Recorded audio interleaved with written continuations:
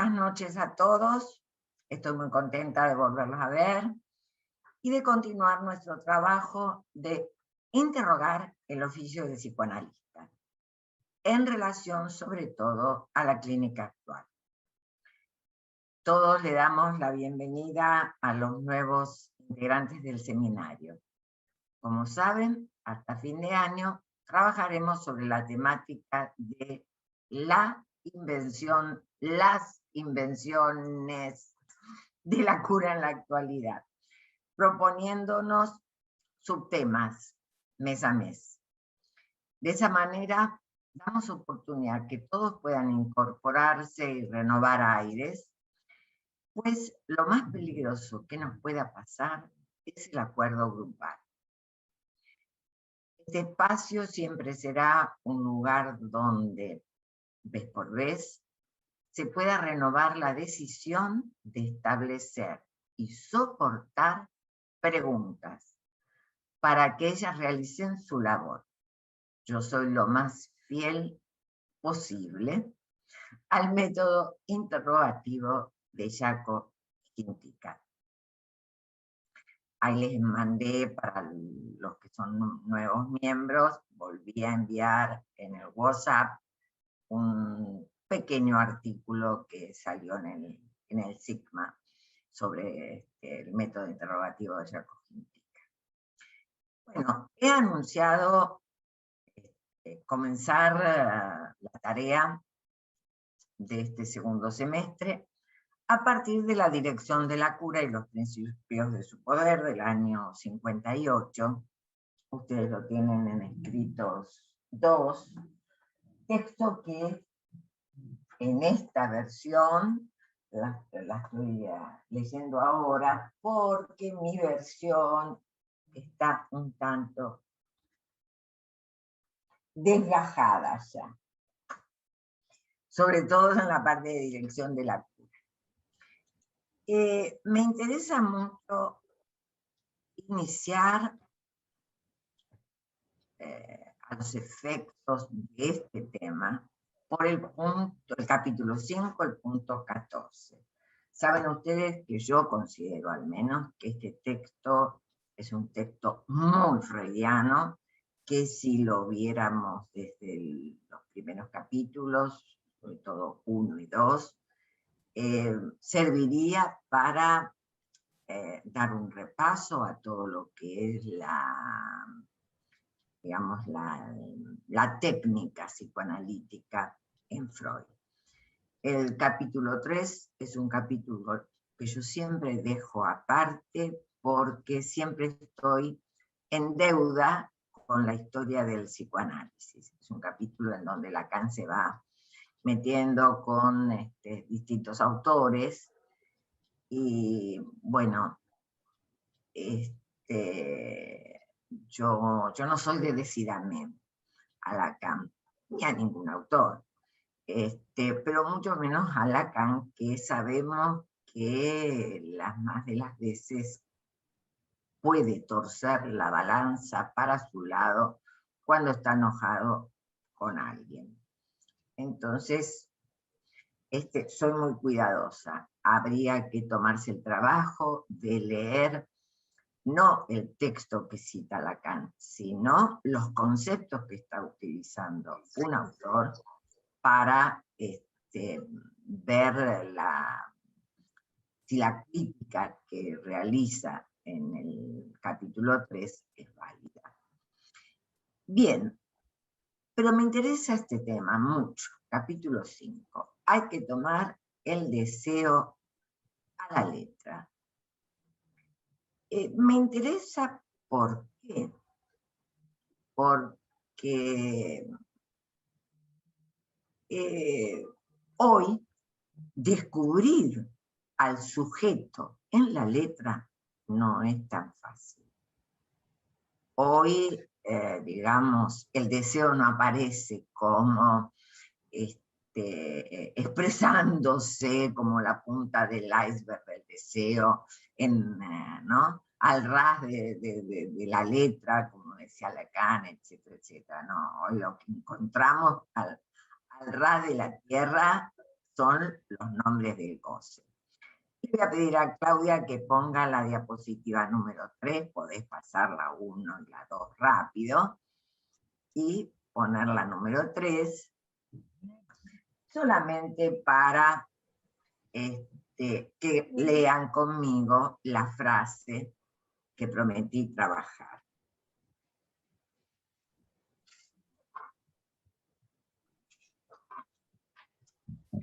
La importancia de preservar el lugar del deseo en la dirección de la cura necesita que se oriente ese lugar con relación a los efectos de la demanda, únicos que se conciben actualmente en el principio del poder de la cura.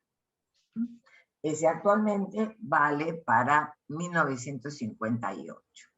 Pero vamos a ver que este texto, que es un texto, digamos, del primer Lacan, de un Lacan muy freudiano, es un texto bastante ameno, vamos a ver que este texto tiene algunas cuestiones que son que nos sirven para la actualidad, que la podemos tomar para orientarnos en la actualidad. Evidentemente nos encontramos con una problemática que es la interrogación sobre el estatuto del deseo en la actualidad, en donde la época y el colectivo social están atravesados, por un lado, por el discurso de gestión capitalista y por el otro lado, por la pandemia. Pero si dejamos de costado un minutito la pandemia, tenemos que estar advertidos de que Lacan en el año 72, en la conferencia que dio en Milán, ya habló de las consecuencias del discurso capitalista. Entre ellos el vacío de sentido, la dificultad de realizar metáforas, el empuje al goce, la pulsión desbordada, etc. Obviamente estamos atravesando una pandemia global que genera síntomas a veces conocidos, creo que las más de las veces conocidos, lo venimos trabajando el año pasado, pero hay que encuadrar en cada situación, hay que encuadrar el síntoma en cada situación y momento, tratándose de un trabajo que bueno, que requiere su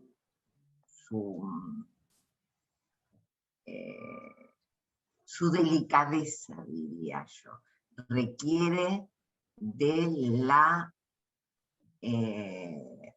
la prudencia. Estoy con...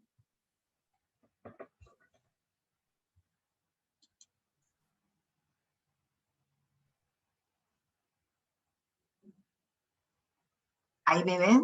Porque estaba con dificultades en la transmisión. ¿Estoy? Sí, se okay. te ve. Sí, avisen. Bueno, no obstante, yo considero que para estar a la altura de la época, en tanto que analistas, nuestro oficio debe responder siempre a la ética del psicoanálisis, ¿verdad? Una ética que está en relación al deseo.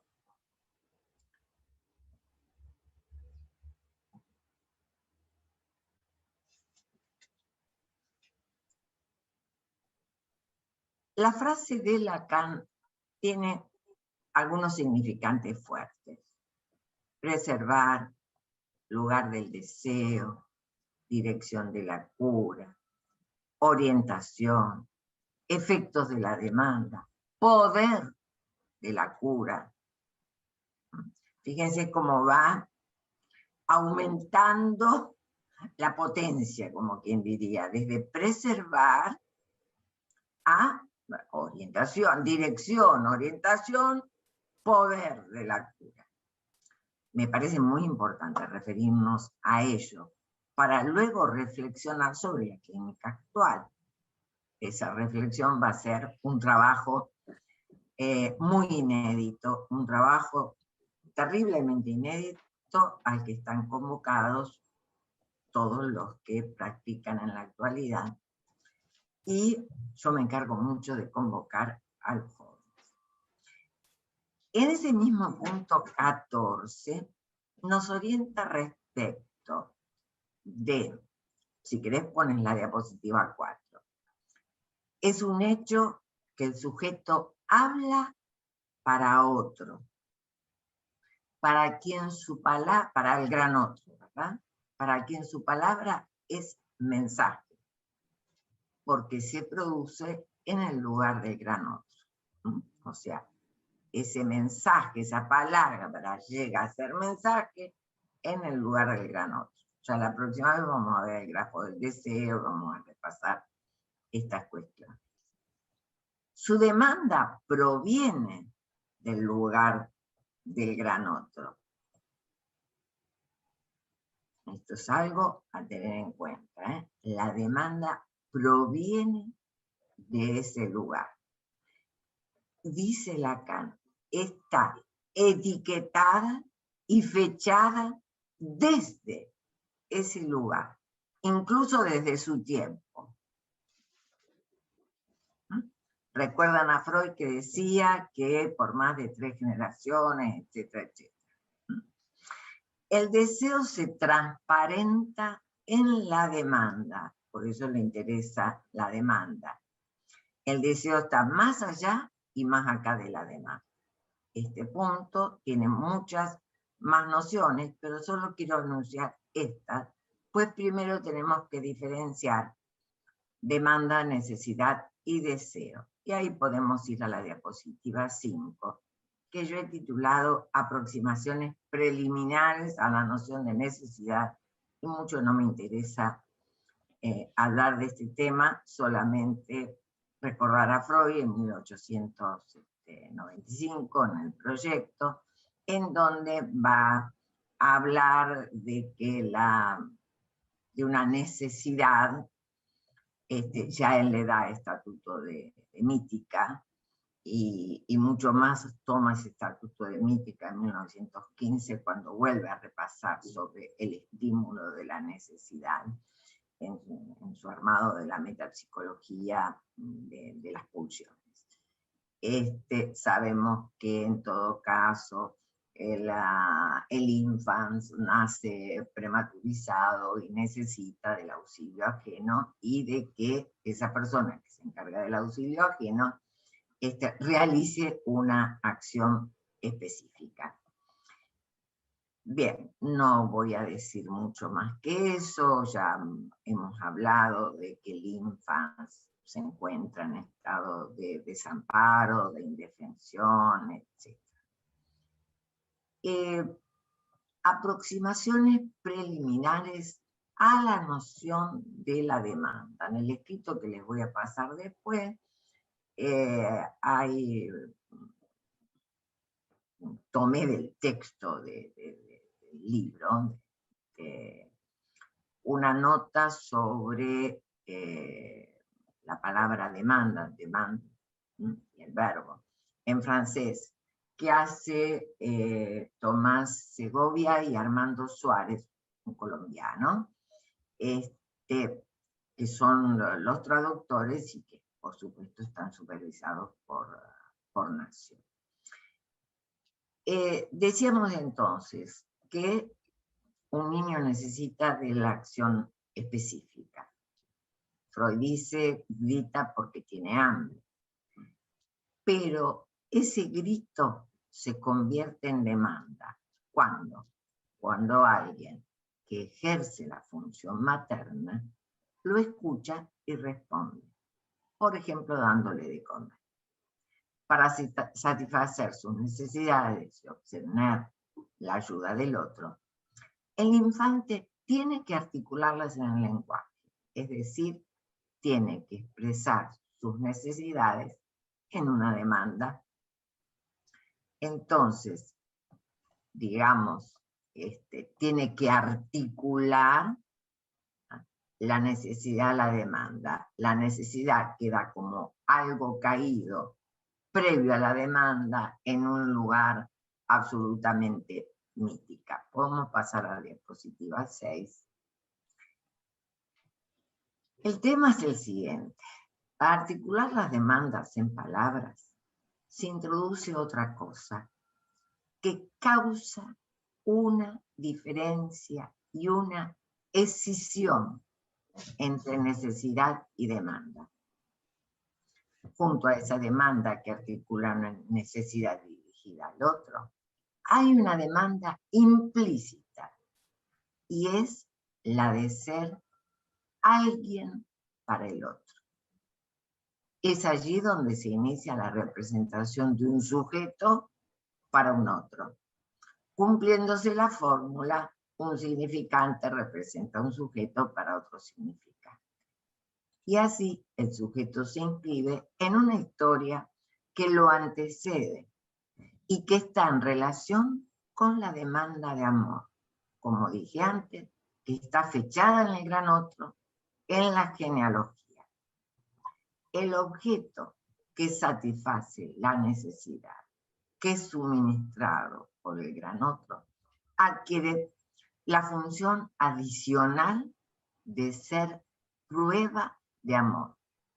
El otro, su presencia, simboliza el amor, creándose una relación de dependencia.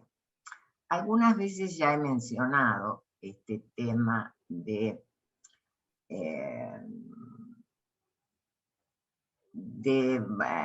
la búsqueda de ser significado por el otro, la búsqueda de ser mirado por el otro. Justamente encontré en mi biblioteca, donde bueno, suelo apoyar algunas cosas que me interesan delante de los libros, encontré una muñequita que traje de República Dominicana. Es una muñequita típica, la van a encontrar como la tengo yo, así. Van a encontrar pinturas, creo que tengo unas por ahí que traje. Bueno, miren la cara. En todas las pinturas y en todas este tipo de muñecas que están con sus vestimentas típicas y que hablan de historia, no, digamos, ¿verdad? No están los signos de la cara, no hay ojos, no hay boca, no hay nariz, etc. Esto lo hacen justamente como una función de protesta, podríamos decir, a los efectos de la colonización. Podemos ir a la diapositiva 7, en donde van a encontrar que la demanda cumple una doble función. Expresa una necesidad y se convierte en demanda de amor. La necesidad tiene un carácter natural, si este término es válido, alimento, calor, etc. Pero el psicoanálisis constata que la necesidad no se conoce más que a través de la articulación de la demanda, que el otro satisface según su interpretación. Aquí hay algo a recordar. Este otro, con mayúscula, cuando se instala, es otro que se interesa por el infancia. Es ese otro que transforma el grito en llamado, el llamado en demanda. Así, digamos, está en la función de ser un otro que tiene lo necesario para satisfacer la necesidad. Por eso puede realizar la acción específica. También, digamos, además de esa acción específica, tiene que tener algo. Llamémosle simplemente interés por el infante. O sea, que el infante signifique algo para él.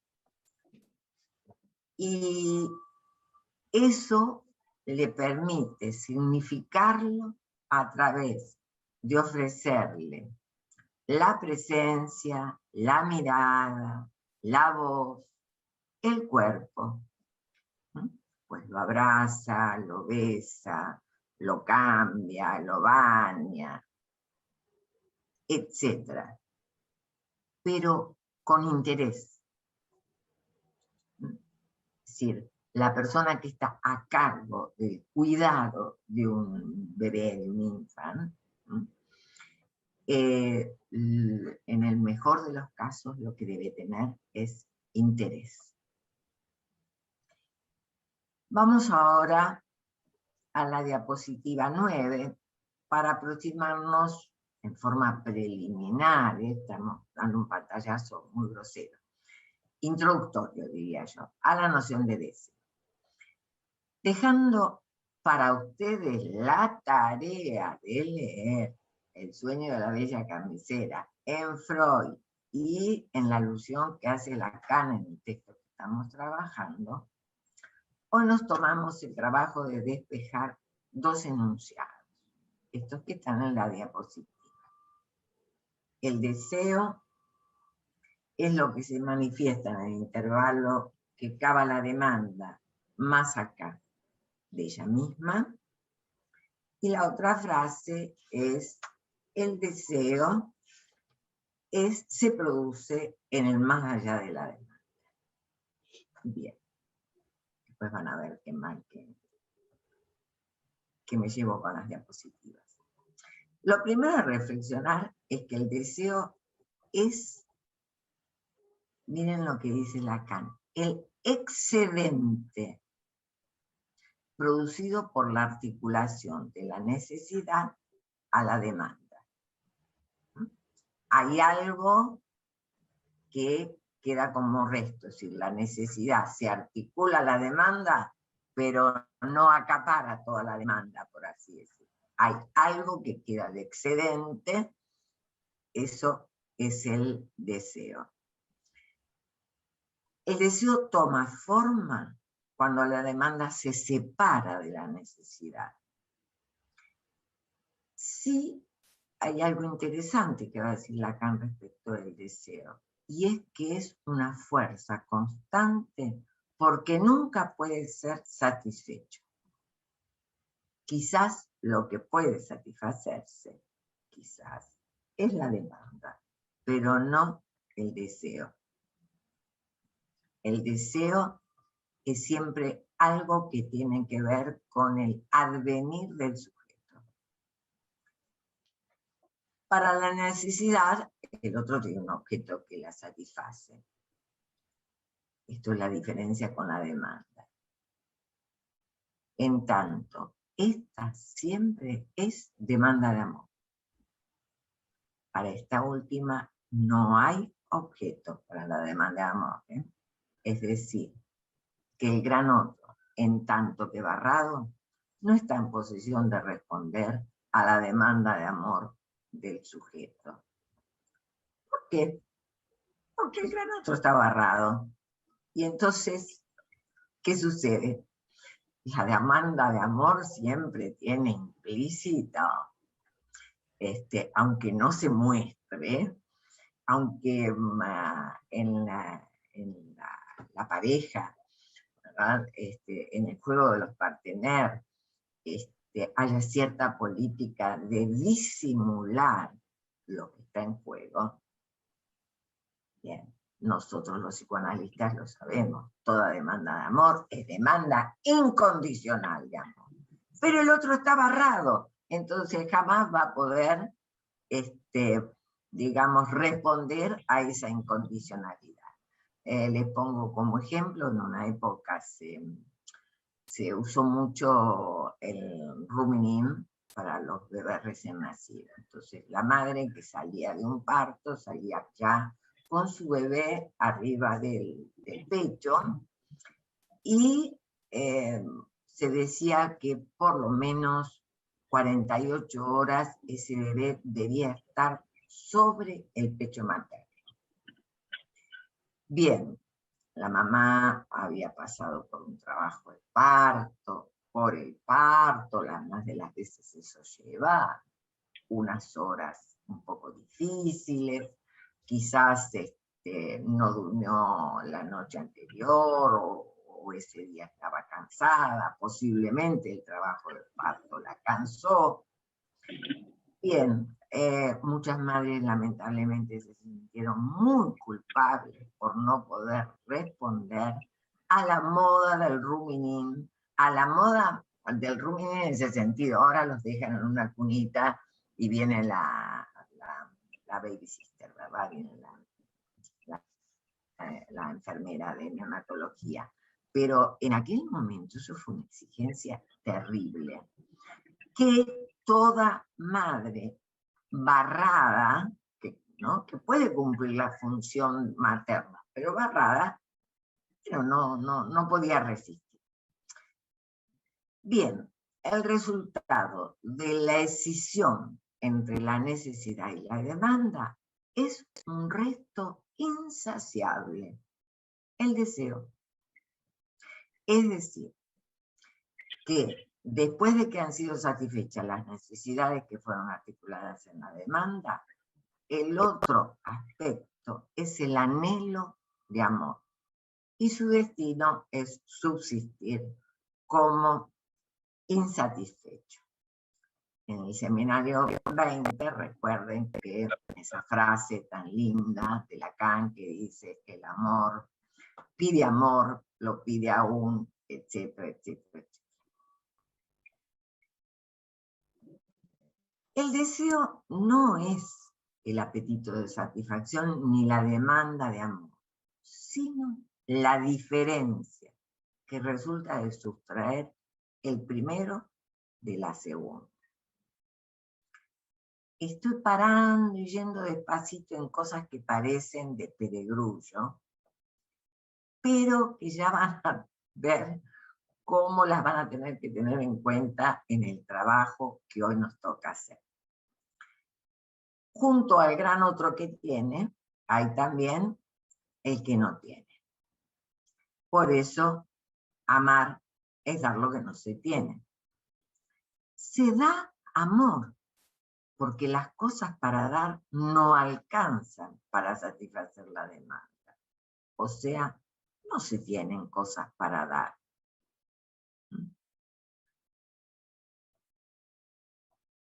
Ese gran otro barrado que cumple la función maternal cuando la metáfora paterna se cumple en la madre o en quien cumpla la función maternal.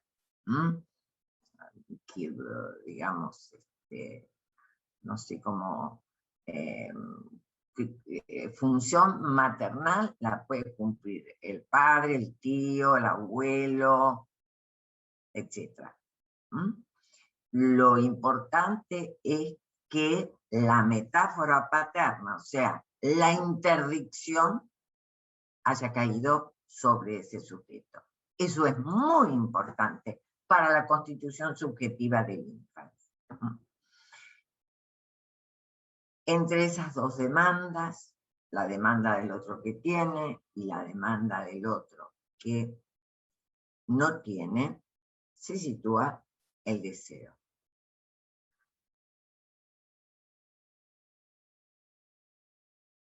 El deseo, entonces, como dije antes, surge como resto. Ejemplo, si después de satisfacer la necesidad se sigue demandando, es porque ya está en juego el deseo. Este es un ejemplo de Lacan. Es el caso del niño que toma la leche del pecho, que ya está satisfecho a nivel de la necesidad, está lleno, dice Lacan, pero sigue chupando del seno. Desea ese objeto. El deseo, por supuesto, es un concepto complejo, del cual dice Freud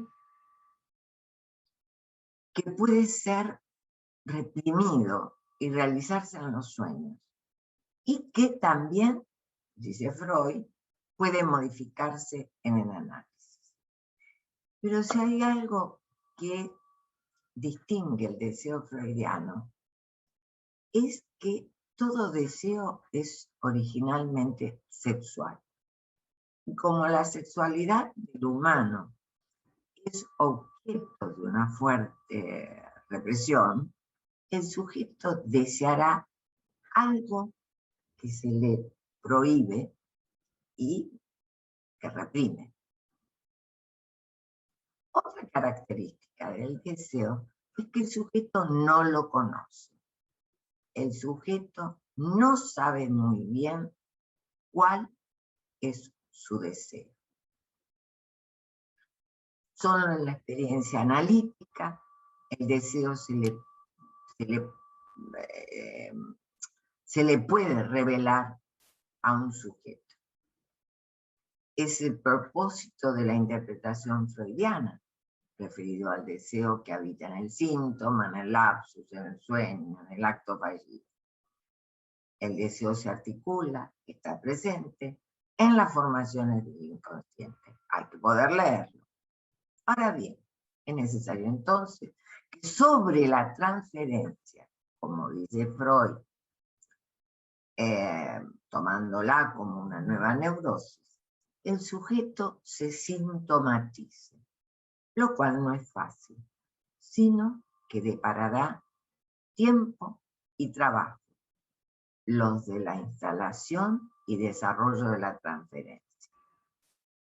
¿Transferencia sobre quién? Vamos a la diapositiva 14. ¿Transferencia sobre quién? Respecto de alguien que está allí como gran otro barrado. Y el problema es que no se trata de alguien que tenga mucha convocatoria actualmente.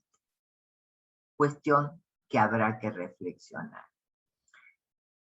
Cuando me refiero a ese alguien que se oferta a la transferencia, me estoy refiriendo al analista.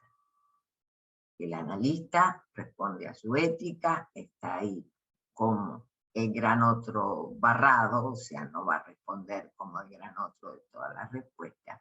Y obviamente el otro barrado no es alguien que tenga convocatoria hoy. Hoy hay que ser completo. Vamos a la diapositiva 15. El deseo tiene dos vertientes, una imaginaria y la otra simbólica.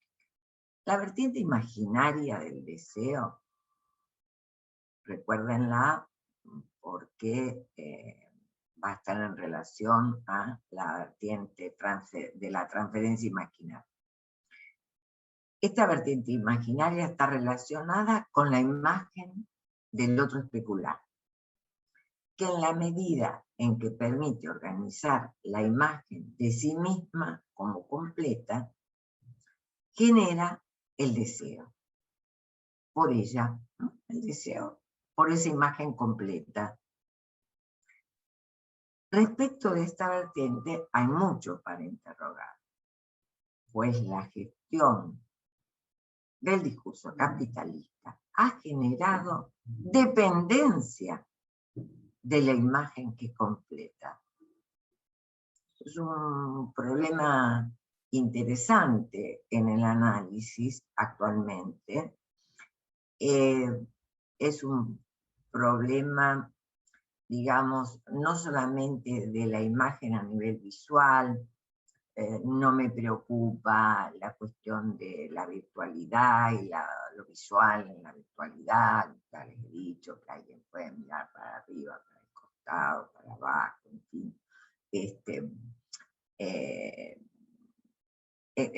Hacer un Fordán lo real con la mirada, pero sí me preocupa que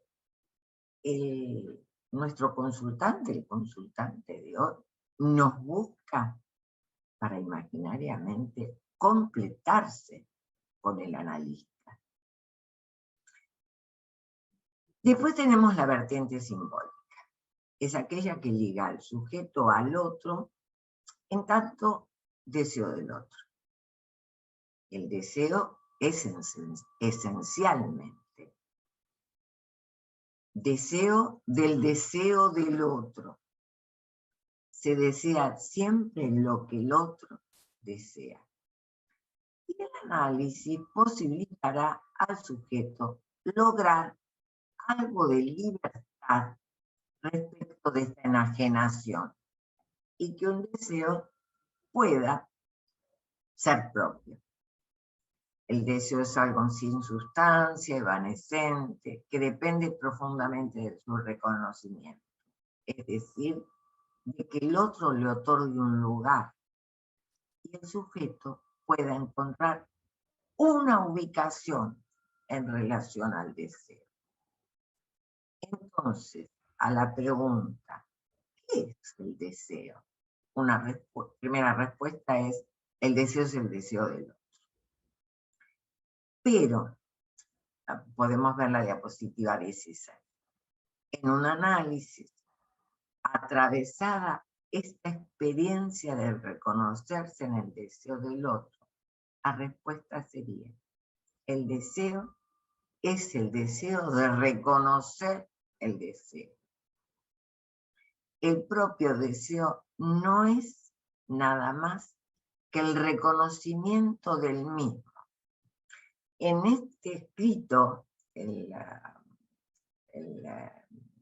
dirección de la cura, en esta altura de la cana, en el 58, el deseo es el deseo de ser el falo, como identificación última del significante del deseo. Eso lo pueden leer en el punto 8 del apartado 5.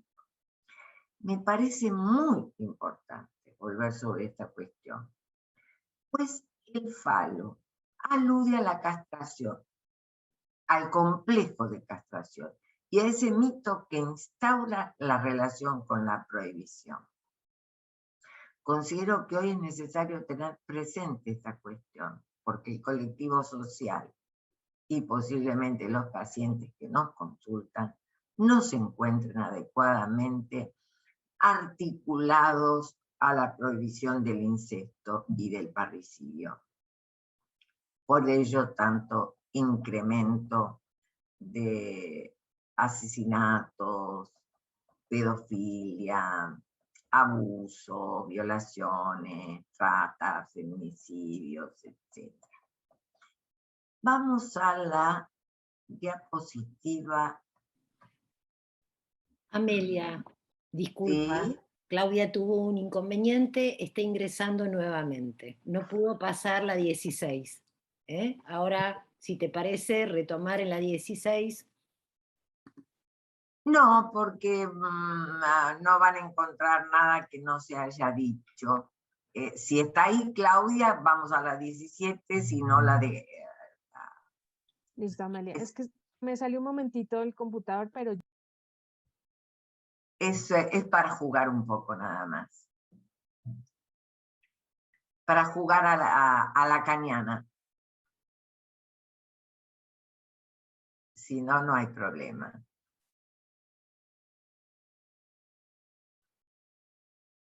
Bueno, ahí lo que explico en la 17, ahora cuando puede la va a poner, es pongo los círculos, dos círculos de Euler, uno encima del otro. Ahí está. Ahí tienen dos círculos de Euler con el conjunto intersección en el medio. Allí en el conjunto intersección podríamos ubicar el objeto petit a como el objeto causa de deseo. Bueno, ahora lo vamos a dejar así, como objeto causa de deseo. Sabemos que también tiene la función de plus de goce, pero en esta conjunto de intersección es objeto causa de deseo. Por un lado, el gran otro barrado. Al tesoro de significante le falta un significante. Del otro lado, se le escapó de nuevo bueno, no importa. Del otro lado estaba un cociente, una relación, que es entre el falo y el menofí, y la castración. Más es un dibujo, un grafo lacaniano absolutamente freudiano. Ponen en relación el otro de la cultura, el otro del mito, podríamos decir,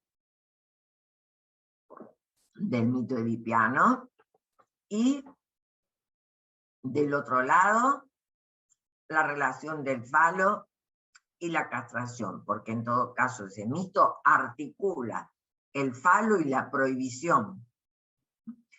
Y eso es sumamente importante, porque es algo que vamos a tener que tener muy en cuenta en los análisis que estemos dirigiendo, sobre todo actualmente, en donde de castración no se quiere saber nada.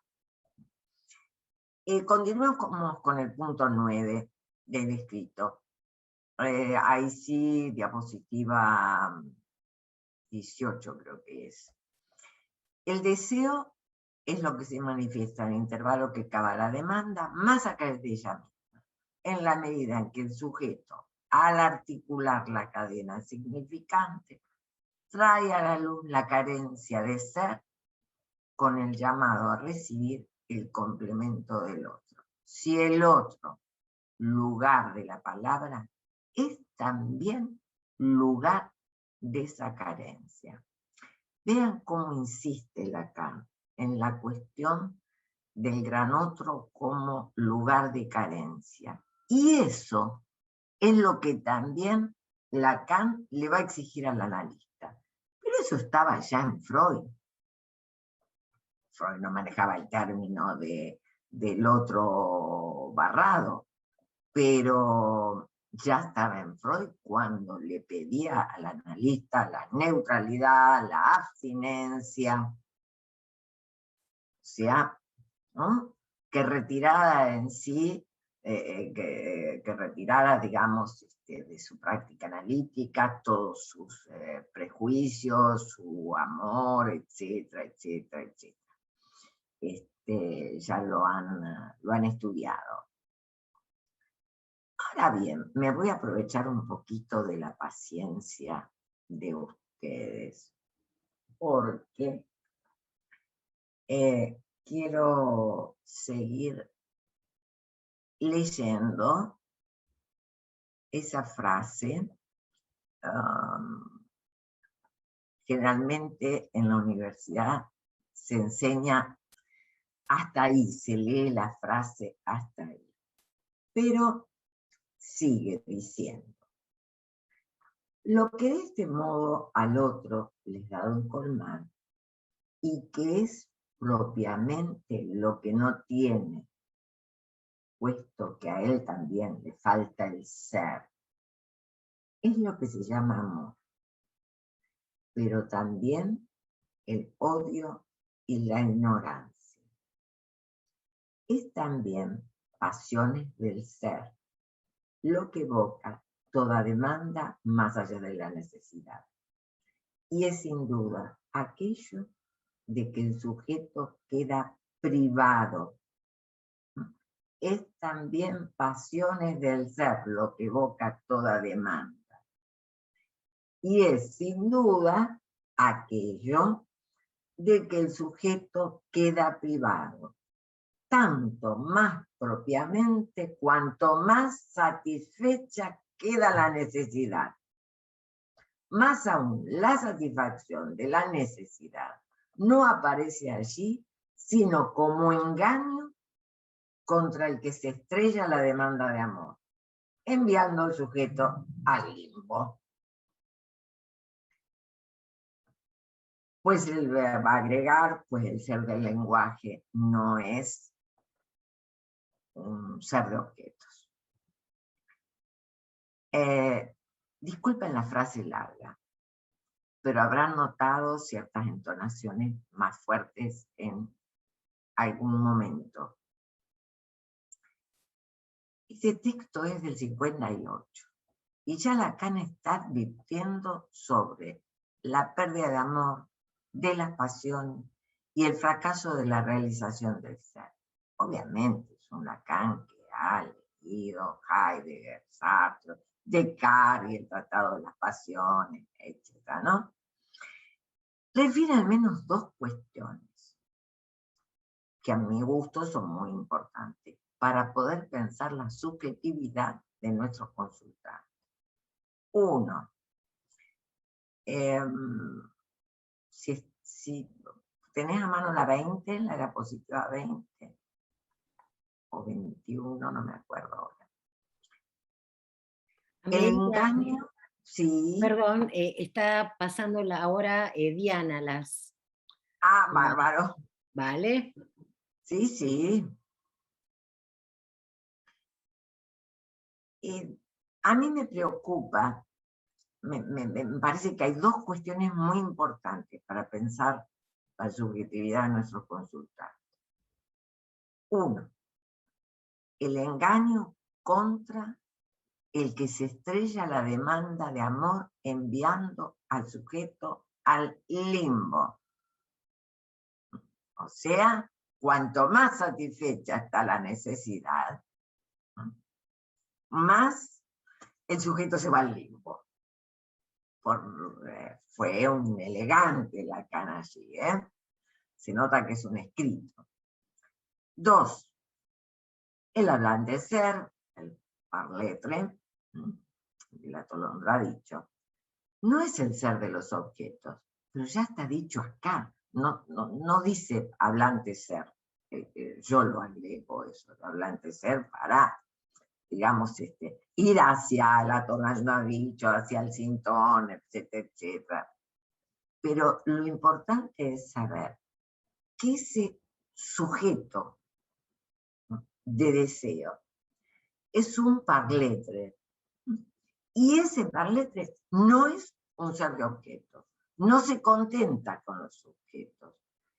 Lo cual, si no se contenta con los objetos, lo puede llevar a buscar más y más.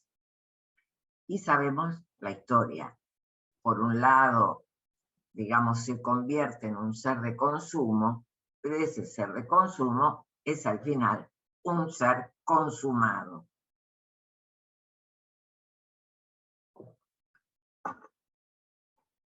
Si es que le podemos atribuir ser, esta es cuestión para los filósofos. Diana, pasá a la 21. Encontramos una orientación respecto de nuestra praxis de analistas en el punto 11 de Dirección de la Cura, en donde dice, al abrir la dialéctica de la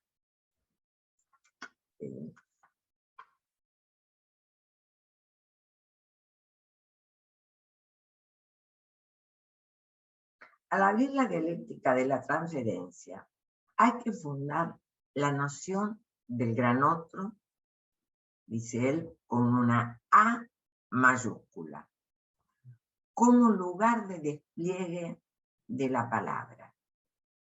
Y aclara, el otro escenario, el de la Traumdeutung freudiana. En otra época, esta noción hubiera parecido algo absolutamente innecesario de nombrar. En tanto, la regla fundamental dice, hable. Y los consultantes generalmente hablaban, y a veces demasiado. Pero en la clínica actual, por diversos motivos, el consultante nos llama, pero después no habla, no parlotea respecto de lo que le sucede, de lo que piensa, de lo que siente, de los otros, de su historia, de las teorías que tiene respecto de lo que le pasa, sino que quiere que seamos nosotros quienes le digamos qué le pasa y que le otorguemos la solución. Pasamos a la diapositiva 22. Siempre considere que el oficio del analista lo puede sostener aquel que tiene coraje.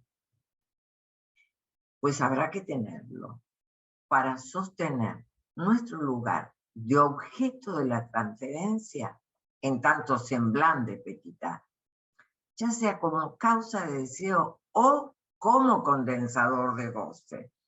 Yo les diría que actualmente las más de las veces como condensador de goce. Nuestro oficio le posibilitará al sujeto refundar el lugar del gran otro. Del gran otro en tanto que no tiene, pues solo desde ese lugar se desarrolla el amor de transferencia. No será fácil la tarea, pero también está en nuestra condición de practicantes el saber pagar.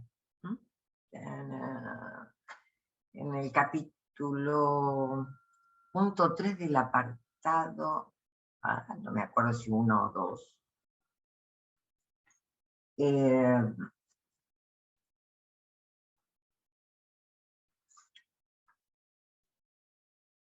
no,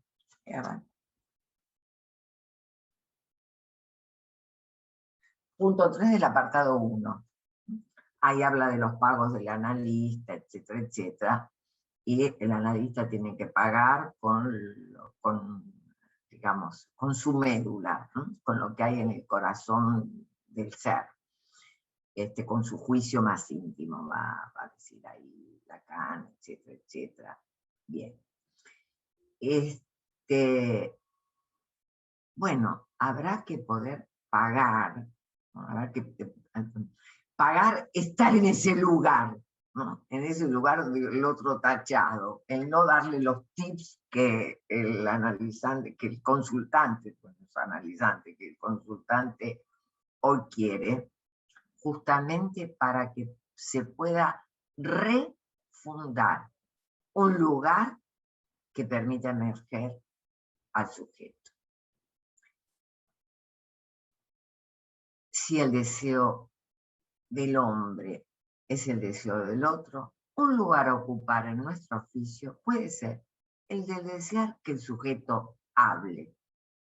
Y para otorgarle el espacio, se tratará de ofrecer y semblantear ese lugar de no respuesta, del lector del llamado, para que se constituya la demanda. ¿Cuál? La demanda de análisis.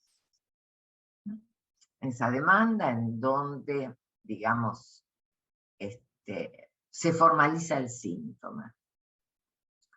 Se tratará de un trabajo mediante el cual la demanda de amor pueda convertirse en demanda de saber.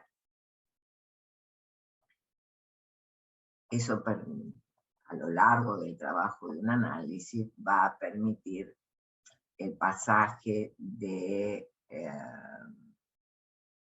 digamos, de los fondos de goce, del sujeto de goce, del sujeto tomado por la pulsión, del sujeto tomado por el ello pulsional, que lo único que pide es goce,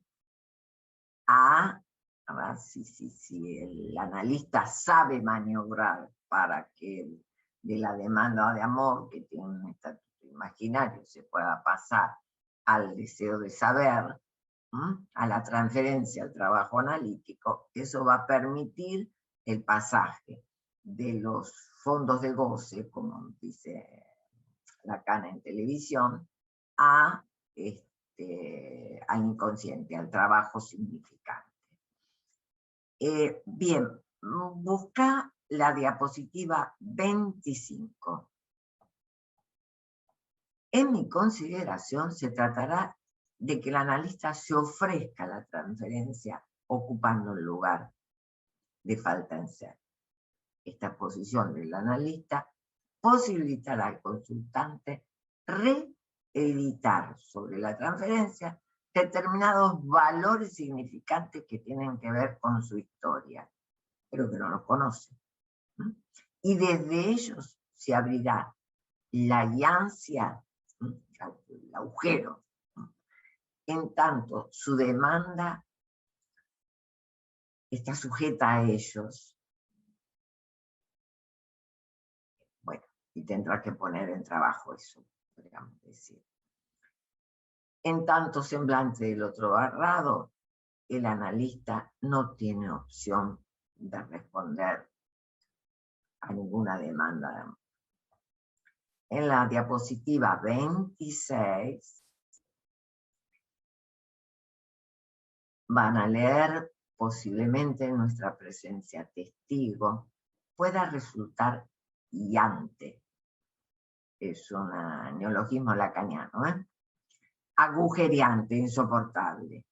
Y deberemos estar atentos a sostener a que un sujeto se constituya en el agujero de su balbuceo. Repito, y deberemos estar atentos a sostener a que un sujeto se constituya en el agujero de su balbuceo respecto del poquito de saber sobre qué lugar ocupa para el otro. Desde allí podrá articular las preguntas sobre sexualidad y muerte.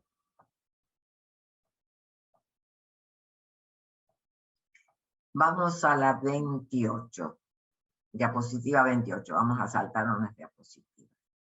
Retomando el punto de Marras, una lectura del mismo, la cuestión de preservar el deseo, después Lacan va a hablar ya desde el 6, de preservar la angustia, tema central del seminario 10.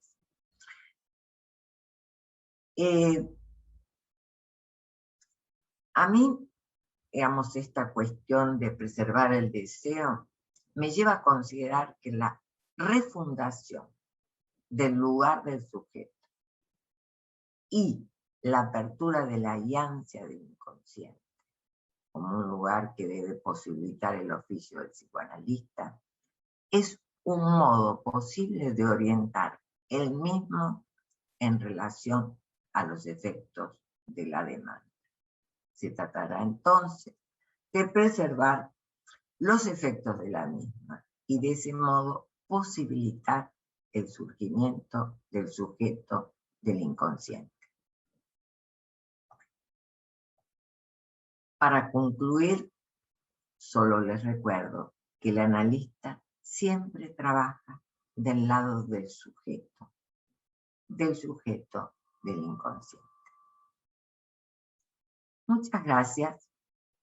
Ahora les toca a ustedes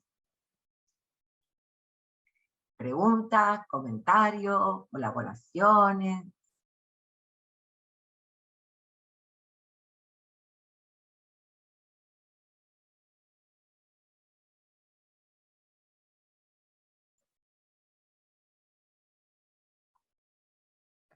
La verdad que sí, recreando como recreas también la dirección de la cura, hay que ser valiente en estos tiempos sobre todo. Me dio mucha impresión cuando mencionaste esto de que los pacientes que recibimos últimamente vienen más a puro goce, ¿no? Y eso, que hacer demandas, sí, más que a preguntarse.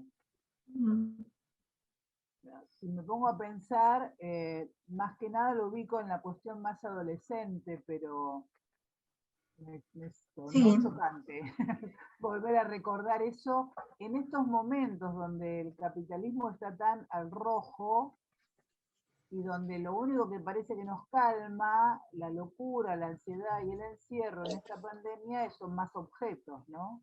Exactamente. O sea, como que hay un plus de laburo que tenemos que hacer en este momento que la verdad lo debemos estar haciendo y no había reparado en eso, me sonó muy chocante.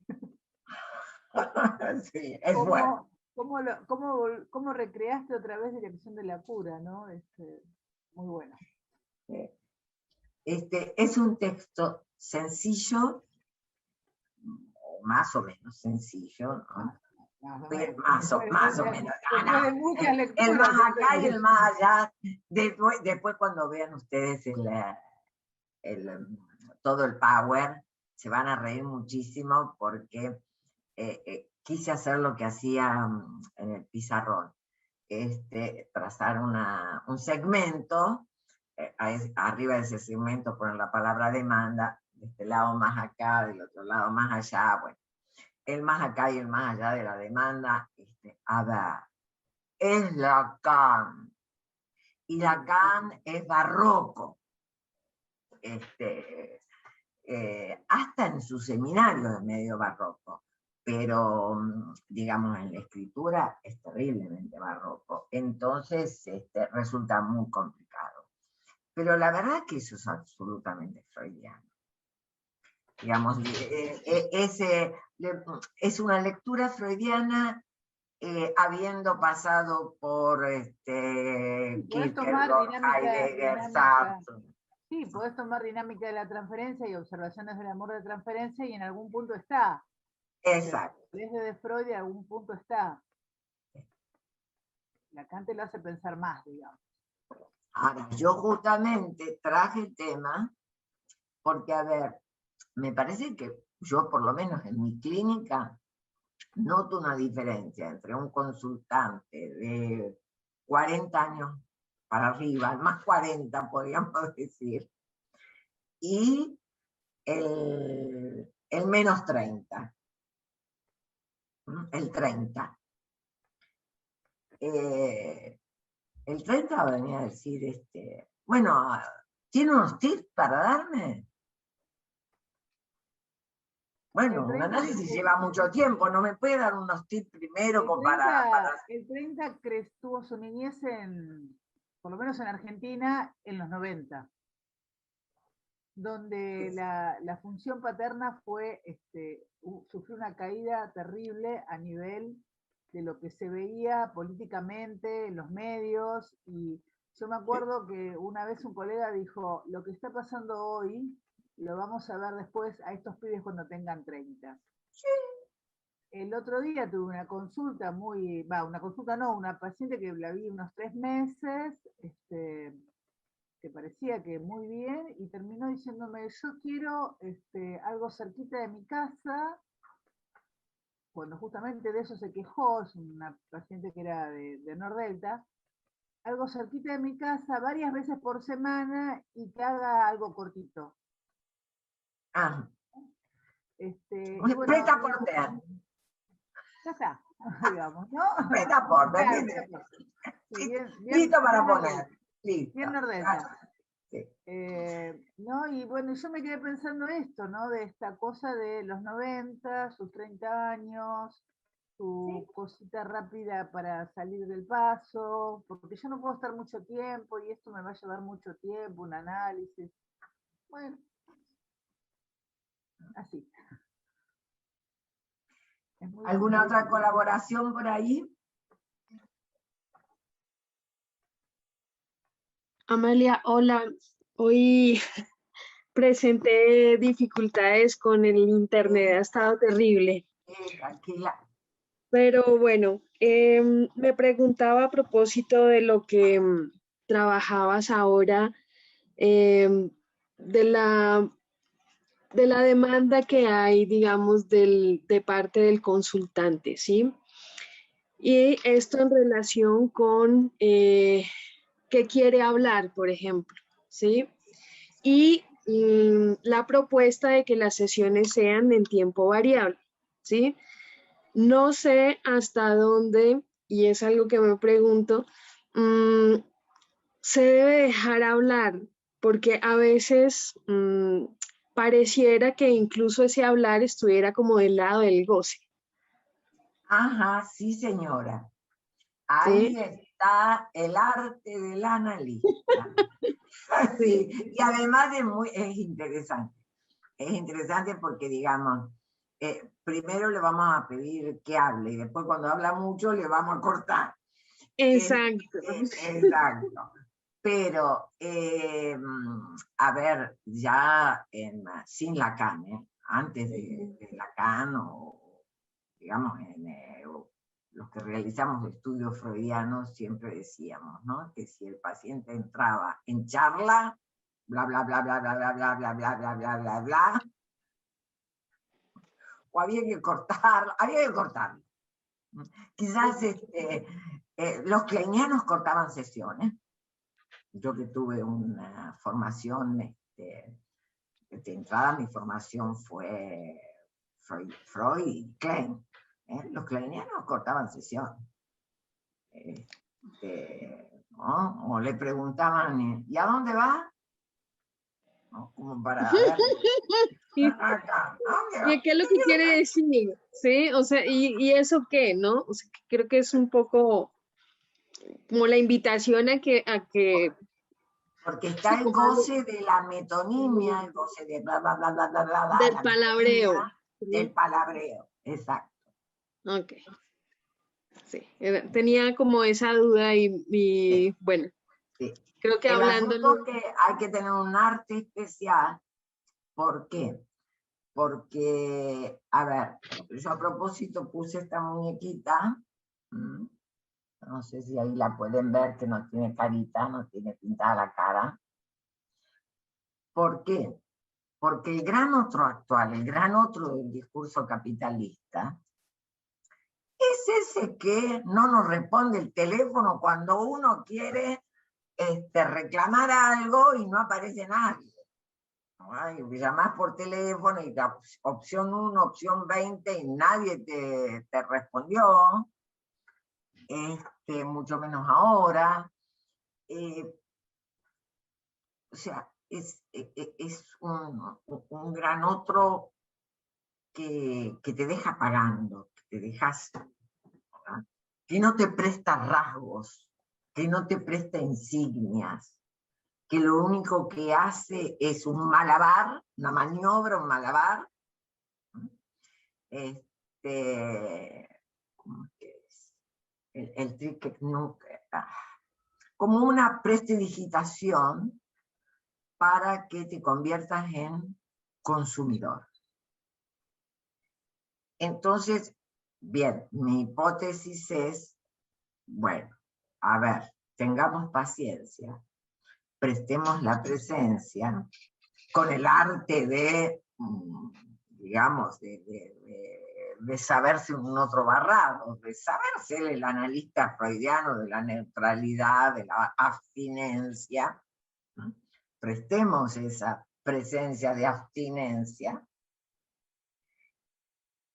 y desde ahí ocupemos un lugar que le posibilite articular la demanda de amor. Porque justamente, digamos, de lo que carece un sujeto hoy es de la articulación de la demanda de amor.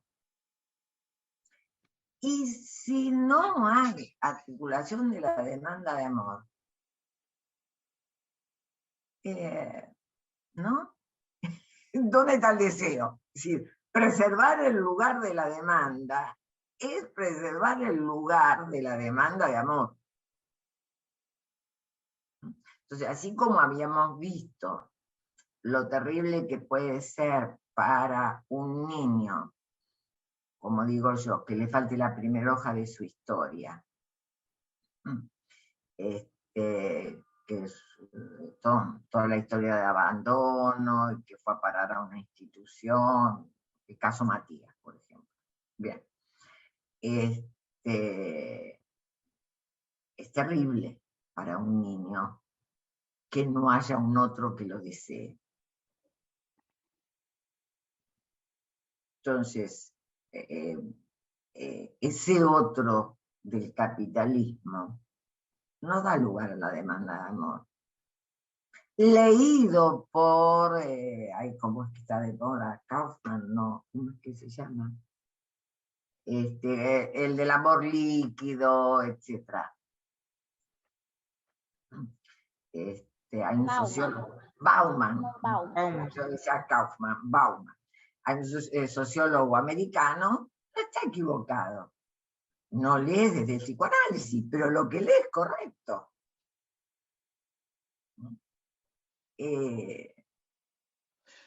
No hay, no. Sí, adelante. Edmundo. ¿Vos podrías aclarar un poquito más la idea del lugar del analista como condensador de goce? Porque Sí, yo lo pienso eso habitualmente, estos dos lugares, de analista causa deseo, analista condensador de goce, me parece que uno ahí se instala la transferencia un poco como en banda de Moebius, digamos, que desliza eso, ¿no? sí. Lo que vos llamaste el arte del analista, es porque cómo no quedar capturado en un lugar, pero saber que a veces uno tiene que soportar ese lugar. De condensador de goce, no sé, me gustaría ¿cómo lo pensás vos? Para mí el analista condensador de goce es el analista que, digamos, absorbe pulsión, por así decir. Antes se pensaba que esta función de condensador de goce tenía que ver nada más con el analista que trabajaba con pacientes psicóticos. Porque se suponía que el empuje a la mujer y el sujeto de goce era nada más que para la psicosis.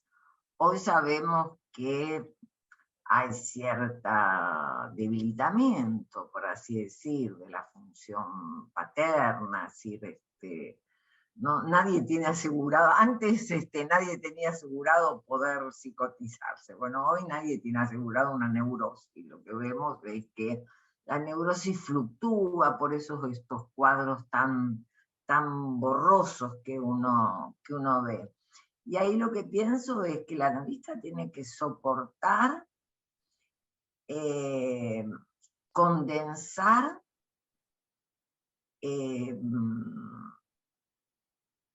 pulsión, ¿no?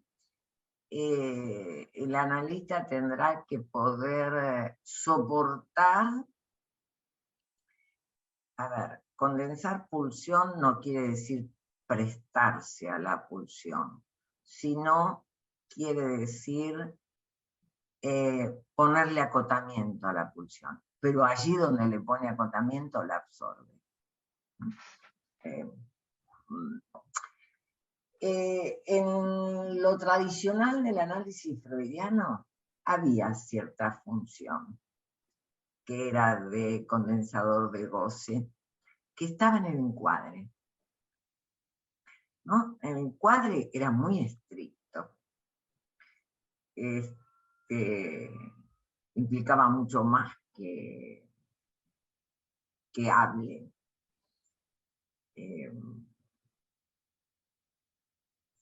Implicaba, qué sé yo, por ahí que el analista te dijera, si nos vemos en la calle, no nos vamos a saludar. O usted me va a saludar dando la mano. En fin, determinadas pautas.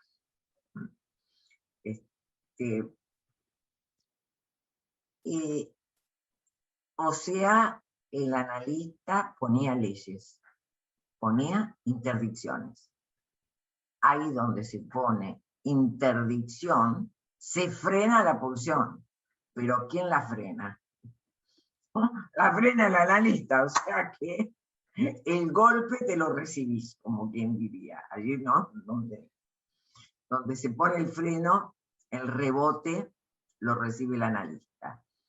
Es el analista que hace de prótesis a la interdicción que falta.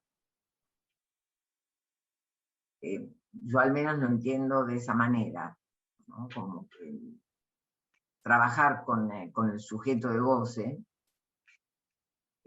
entiendo que va para ese lado. Sin penalizar, ¿no? Porque si penalizamos, se va a poner más superyoico y un análisis no va por ahí.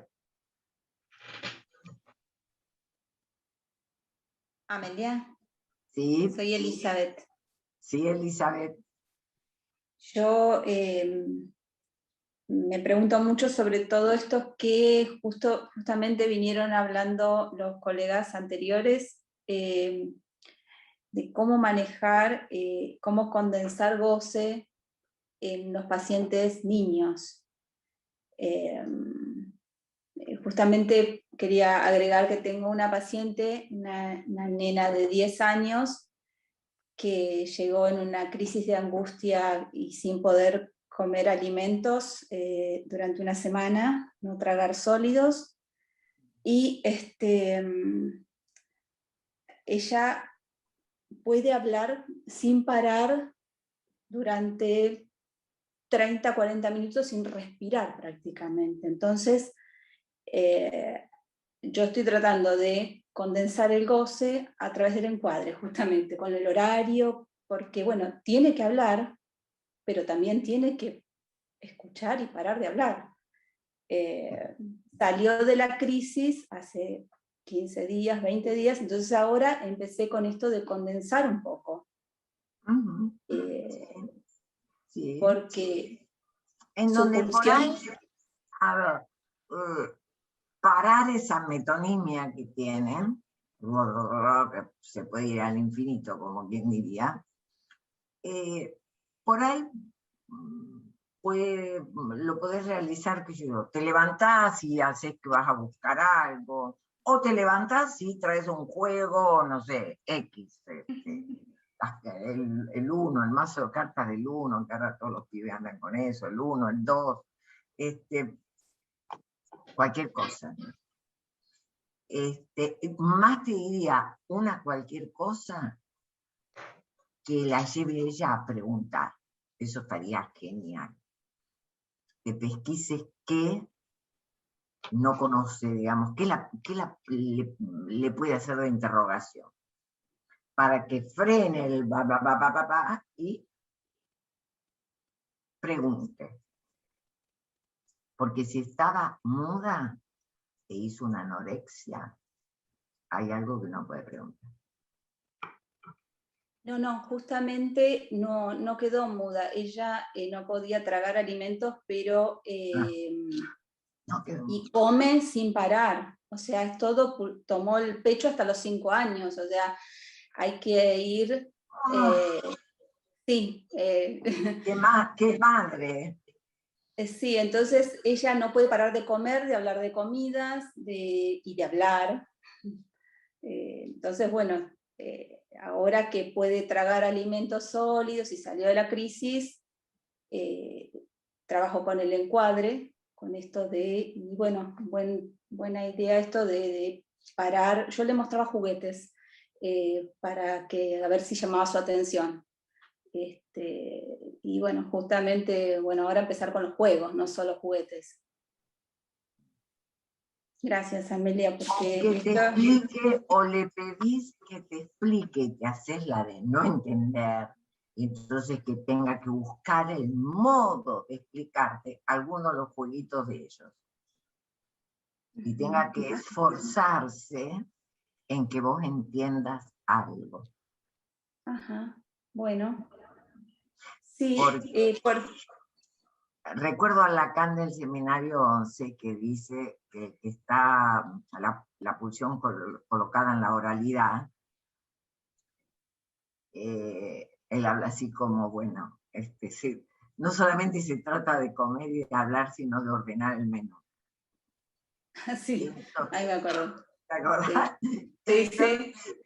Entonces digo, bueno, una manera de dejarla que ordene el menú, pero que lo vuelva a reordenar, que lo vuelva a reordenar, es hacerle ese juego.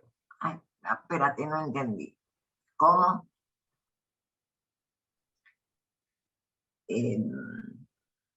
¿No? Sí, ahí también, son formas del forlano real. Ahí también veo lo de mostrarnos como el otro barrado. Exacto.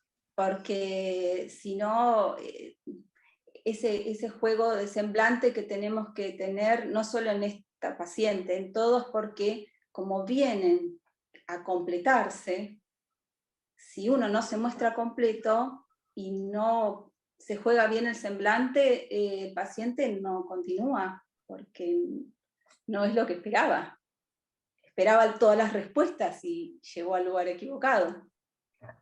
Claro, pero por eso digo, bueno, hay que tener paciencia para, ¿no? Como dar tiempo, sin ser el otro de todas las respuestas, ¿verdad? Hay que saber cómo maniobrar dando un tiempo, primero hasta, digamos, que se desarrolle la transferencia imaginaria. ¿Por qué? Porque hoy todo lo que es, por ejemplo, paciente institucional, llega porque estás en una lista institucional o de prepaga, llega porque estás en una cartilla, porque estás en una lista, porque a ver, no sé, como hay algunas prepagas que vos podés seleccionar el profesional por la dirección. Personas. Como decía Sandra, que me quede cerca. Bien, bueno, ahí hay que tomarse como bastante tiempo para que se desarrolle la transferencia. Entonces, algún saber tenés que semblantear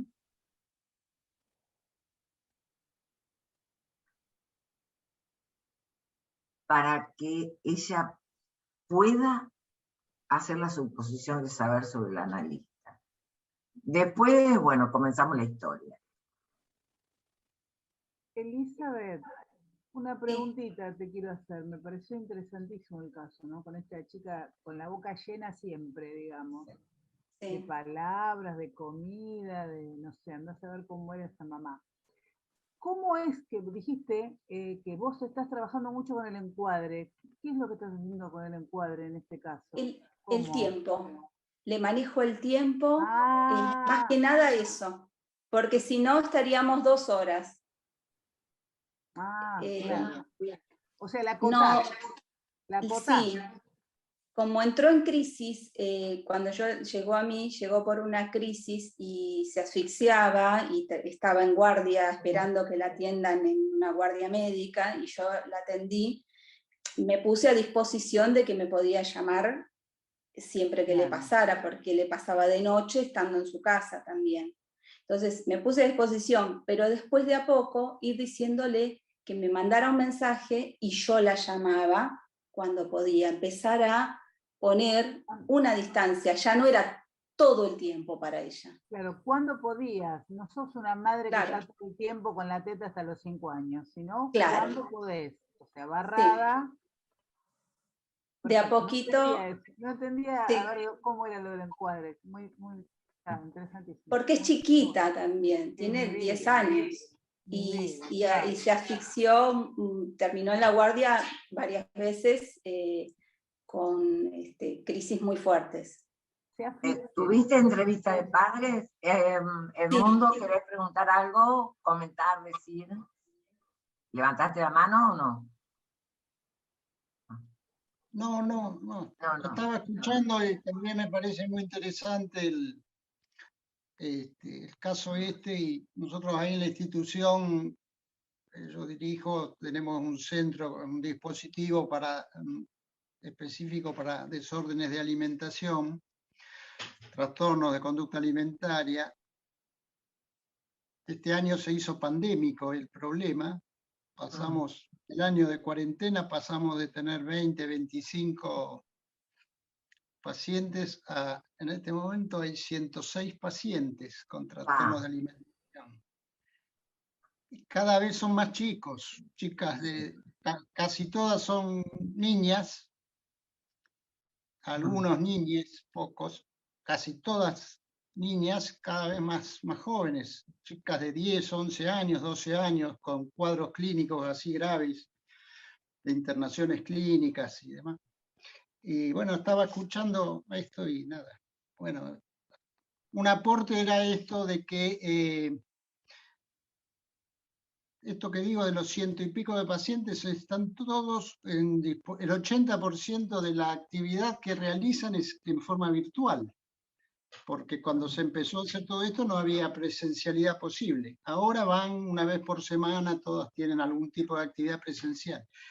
En general, el trabajo psicológico, individual, el terapeuta individual que tienen, bueno, la virtualidad ha permitido esto también de acomodarlo a que a lo mejor lo puedan tener 2 o 3 sesiones semanales, cortas, por ahí de 10, 15 minutos, pero bueno, se está investigando y haciendo todas cosas inéditas con estas cosas, ¿no?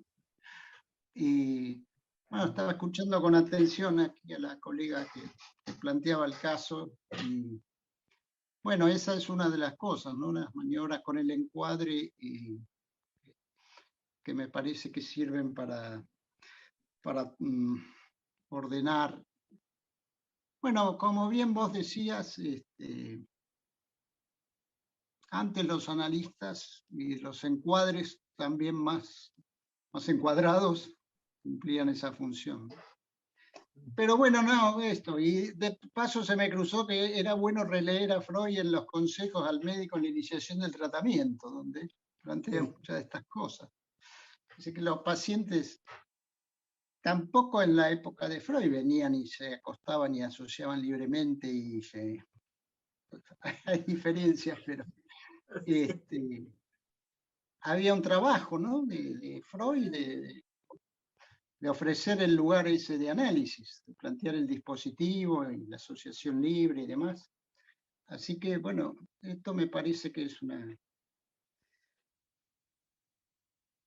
Bueno, a mí me interesa mucho este tema de cómo uno hoy sostiene el lugar del analista, con todo lo que vos nos has hoy explicado con tanta claridad, Amelia, y bueno, cómo uno sostiene este lugar, cómo construye este lugar, ¿no? Yo tengo la idea de que uno construye este lugar con el paciente, con más o menos... Hay pacientes, bueno, cuando viene un colega a analizarse, para hacer un análisis que en otros lugares se llaman análisis didáctico, bueno, ya está dado, pero cuando vienen estas patologías actuales, bueno, nosotros hemos pensado...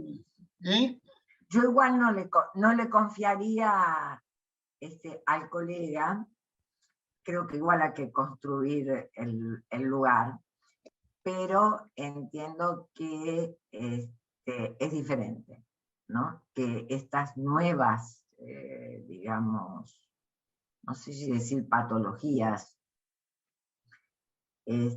creo que la pandemia puso a la enésima potencia lo que ya se venía dando como consecuencia del discurso capitalista, ¿no? Y entonces, bueno, realmente no es fácil construir el lugar del analista. Y si ese lugar no se construye, no es sujeto al inconsciente.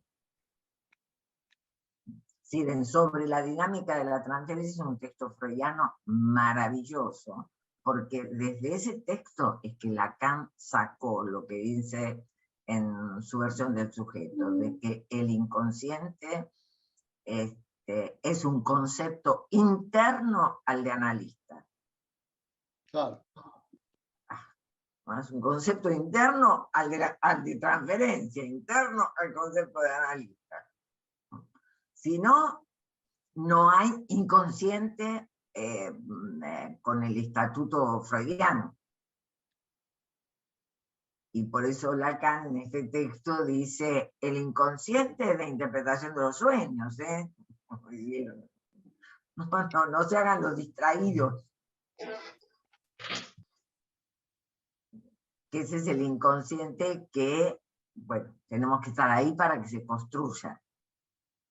Con suerte, después de todo un trabajo de análisis, bueno, digamos, de esa niña que no puede parar de hablar o de comer, bueno,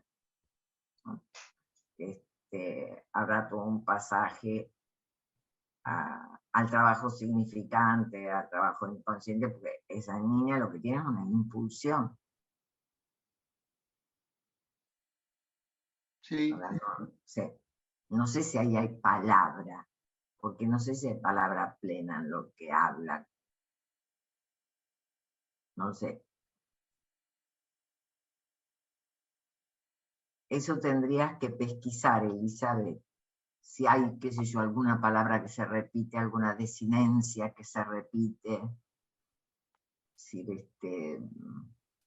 pero bueno, con tiempo. Con tiempo. Sí, Pero algo ya, algo, pero bueno, muy interesante el caso. Gracias, Amelia. no. Marcelo, te veo, pudiste entrar. No te escucho. Estás muteado. Para hablar, pero yo no me veo ahora. Ahí está. Sí. Yo estaba pensando que me parece que a veces los psicoanalistas estamos como muy preocupados en acceder a la demanda y me parece que, bueno, ya la gente sabe un poco cómo somos y que nosotros no estamos exactamente para acceder a la demanda. Sabe que nosotros ponemos límites y a veces quizás veo que nosotros mismos no nos bancamos en saber que nuestra posición es esa, que es la de transmitir que hay limitaciones, precisamente, aunque sin caer en el pecado ese de quedarse callado media hora y de no dar un vaso de agua. O sea, más allá de esas pequeñas demandas, digamos, menores de cambiar un horario y esas cosas, la gente creo que en general sabe que el psicoanalista está para que la transmisión sea precisamente la de esos límites del ser, ¿no? Eso pensé. Es más Yo amplio, ¿no? creo que es la gente del mundo psicoanalítico. Ajá. Digamos, en la práctica privada puede ser, pero entiendo, y en Buenos Aires, pero entiendo que es más la gente que está en el ambiente psicoanalítico.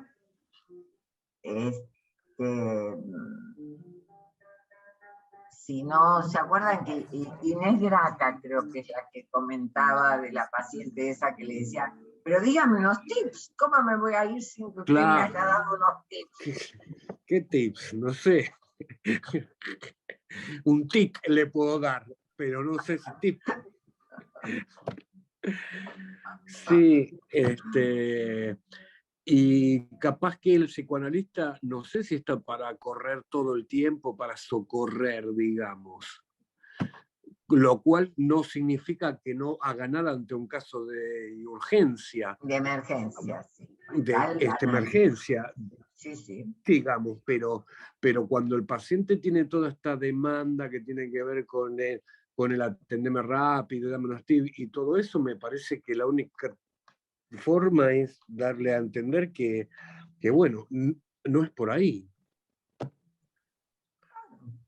A mí me parece que siempre hay que hacer una lectura de la demanda ante cualquier intervención. A veces un pedido extra en emergencia, si nosotros nos ponemos muy rigurosos en ese momento, por ahí cerramos la posibilidad de después trabajar eso, ¿no? A veces hay que responder algo puntual para ponerlo a jugar, haciendo una lectura de esto que aparece, cómo aparece, en qué momento, cuántas veces, y poder hacer algo con eso, teniendo en cuenta que es una intervención y no solamente una respuesta que demos. Que la respuesta que demos opere como intervención. Exacto. Claro. Concuerdo. Sí. Concuerdo. Bueno, 10 menos cuarto, ¿les parece que nos vamos a descansar? Sí. Y nos vemos el lunes que viene. Sí. Namaste. Chao, chao. Chao, Gracias. buenas noches. Chao, chao, buenas noches. Chao, hasta el lunes. Hasta el lunes.